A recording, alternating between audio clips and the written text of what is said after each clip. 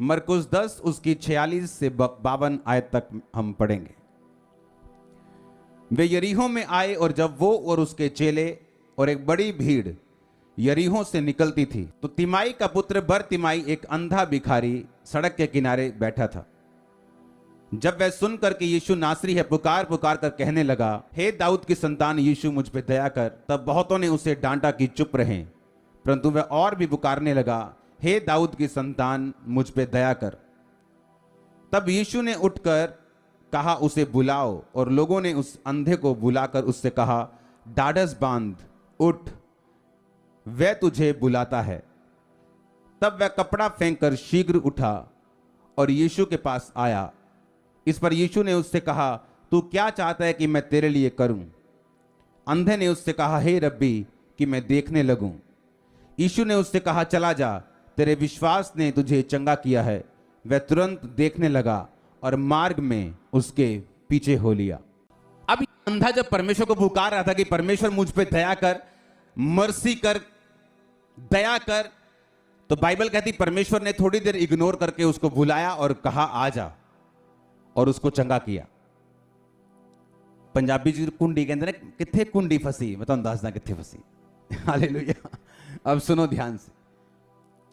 दो आदमी परमेश्वर के घर में आए, तो ये था पाप में फंसा हुआ। हां, आया परमेश्वर के घर में और इतना दुखी कि मैं पाप में हूं, घुटनों पर आकर रोने लगा कि परमेश्वर मैं पापी हूं, मुझे माफ कर, मुझ पे दया कर।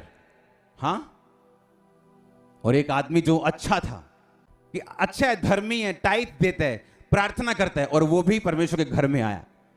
और जब उसने देखा, है ये नशेड़ी इत्थे की करदा, और इसने क्या कहा, परमेश्वर मैं इसकी तरह पापी नहीं हूं, मैं टाइट पे करता हूं, मैं बाइबल पढ़ता हूं, मैं रोजे रखता हूं। तो परमेश्वर ने कहा, वो व्यक्ति जिसने आंखें ऊपर उठाना भी ना चाहा क्योंकि वो पापी था, मेरी निगाह में धर्मी ठहरा और छुटकारे को पाएगा। और ये जो अपनी निगाह में धर्मी है, अब सुनो ध्यान से, किन लोगों का छुटकारा रुका हुआ है? जो सेल्फ राइचियसनेस में, जो अपने आप को धर्मी और दूसरों को बेवकूफ समझते हैं, और दूसरों को पापी समझते हैं, और दूसरों को नीचा समझते हैं। सुनो, इसका मतलब ये नहीं हम पाप करें और माफिया मांगे तो हम अच्छे रहेंगे। नो, इसमें एक मेंटल लेवल आपको सेट करना है। अगर आपको डिलीवरेंस चाहिए, मेंटल लेवल ये है आपका होना चाहिए सोच कि जो कुछ क्राइस्ट आपको देंगे वो आपकी मेहनत के कारण नहीं, अपनी दया के कारण देंगे। ओके? लेकिन पौलुस ने क्या कहा?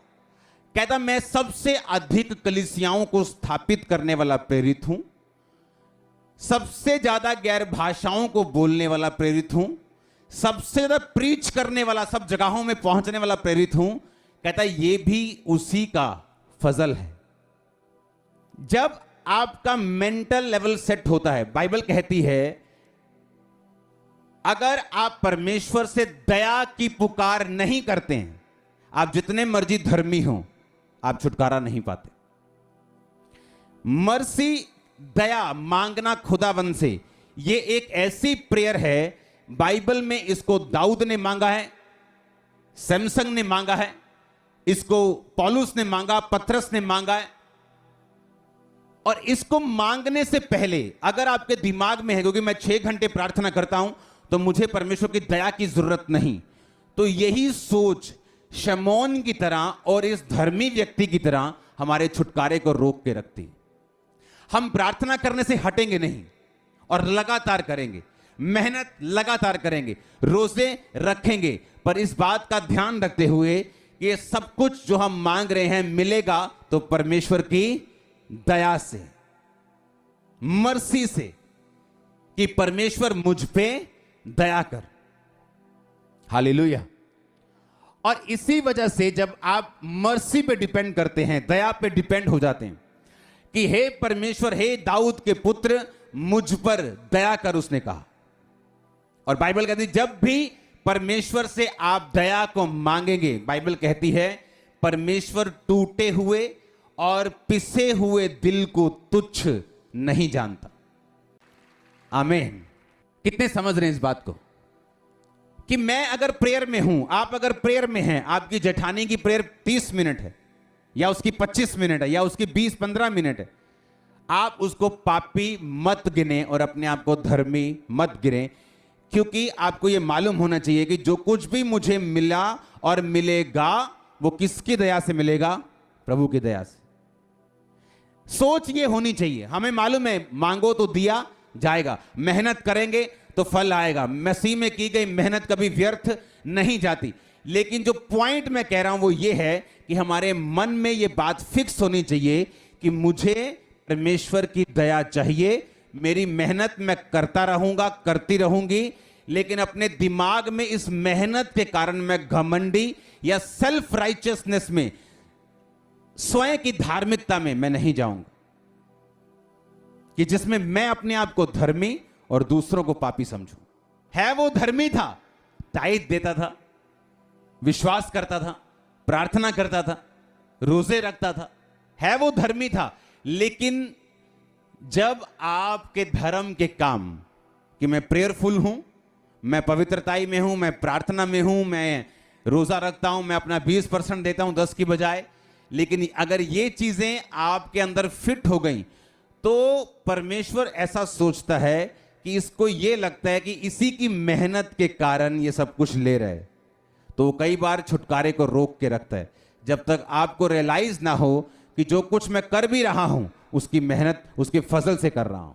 और फिर आप दया को मांगते हैं और वो दया को देता है। और ये मेंटालिटी, ये सोच सेट करना बहुत जरूरी है। आमीन। सभी को जय मसीह की। आप इस वचन को सुने जो परमेश्वर के दास अपोस्टल जी इस वचन को प्रीच कर रहे हैं कि परमेश्वर की दया कितनी ज़रूरी है।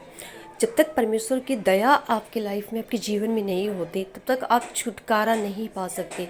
चाहे आप जितनी भी प्रार्थना करो, रोज़े रखो, आप चर्च जाओ, वचन पढ़ो, पर पवित्रताई का भी जीवन आप खुदावंद को समर्पित कर रहे हैं, लेकिन परमेश्वर की दया आपकी लाइफ में बहुत मैटर करता है। क्योंकि परमेश्वर की दया जब आपकी लाइफ में होती है तो वो ही परमेश्वर आपके जीवन में बड़े से छुटकारे को करते हैं, अद्भुत मिराकल करते हैं खुदावंद। क्योंकि ये परमेश्वर की दया है जो ये संसार, ये जगत स्थिर है और इस पृथ्वी पर मनुष्य जाति बने हुए हैं और परमेश्वर के लोग बचे हुए हैं जो परमेश्वर में है, क्योंकि उसकी दया है। अगर उसकी दया ना होती तो ये संसार ना होता, ये पृथ्वी नहीं होती।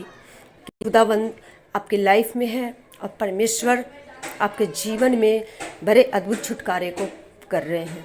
तो परमेश्वर की दया बहुत ही मायने रखती है मसीह लाइफ के लिए। मसीह लाइफ में अगर परमेश्वर की दया नहीं तो आपके जीवन में उसकी दया के बिना कुछ भी नहीं हो सकता। चाहे आप जितना भी वचन सुनो, जितना भी आप खुदा के घरों में बीज बो, 10% दो, ये सब मायने नहीं रखता। मायने क्या रखता है कि क्या परमेश्वर की दया आपके लाइफ में है। अब परमेश्वर की दया को हम कैसे चाह सकते, कैसे पा सकते हैं, कैसे खुदावंद आपके लाइफ में, आपके जीवन में दया करते हैं। आप इस वचन को सुने, फॉलो करें कि परमेश्वर की दया कैसे आपके जीवन को बदलता है। वो सेम नहीं रहने देता आपके जीवन को, आपकी फैमिली को। इसलिए आप जब भी आते हैं खुदावंद के घर में तो आप उसकी दया को मांगे, उसकी अनुग्रह को मांगे, क्योंकि उसकी दया है तो सब कुछ है आपकी लाइफ में। उसकी दया के बिना कुछ भी नहीं है। खुदावंद की मर्सी को मांगे और ग्रहण करें। प्रभु यीशु मसीह के नाम में आप सब ब्लेस हैं।